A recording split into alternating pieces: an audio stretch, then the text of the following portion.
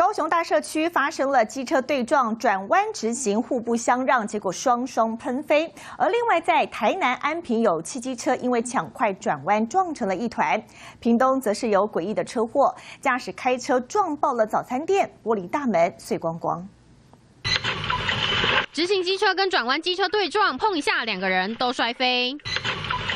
骑士转弯疑似切西瓜狂冲，擦撞失控惨摔，整个人前滚翻倒地。事故地点在高雄大社，网友狂酸转得潇洒，跌得舒爽，这两个都没在看吗？在此验证只有油门跟直行的选择。转弯车会让直行车导致肇事。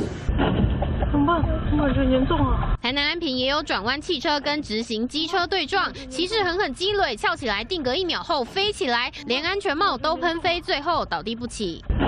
撞成这样，网友惊呆，左转汽车跟直行机车都不甘多等一个红灯，安全帽戴假的，帽子先掉，头再着地，下车马上说是你骑太快了。机车骑士身体多处擦挫伤。屏东则有车辆看起来像慢慢撸，却歪一边撞爆早餐店，骑楼下路人本来还在滑手机，抬眼一看，吓坏筋酸。 监视器也拍下车子缓缓撞进来，玻璃弄嘎脆勾勾，驾驶竟自称是卡痰咳嗽才酿祸。卡到痰啦，走嚟攞毛嚟咗路。這路唔使入邊。高雄則有駕駛變換車道不慎被直行的小黃 A 道，竟騰空卡在半空中，整台騎上後照鏡，剩側邊2輪再支撐，畫面超離譜。在多車道駕車不依規定1800元以下罰款。轉彎直行互不相讓，兩台機車對撞，雙雙噴飛。機車撞成一團肉包鐵飛出去，開車卡痰咳嗽沒注意，竟撞爆早餐店，詭異車禍實在傻眼。記者綜合報道。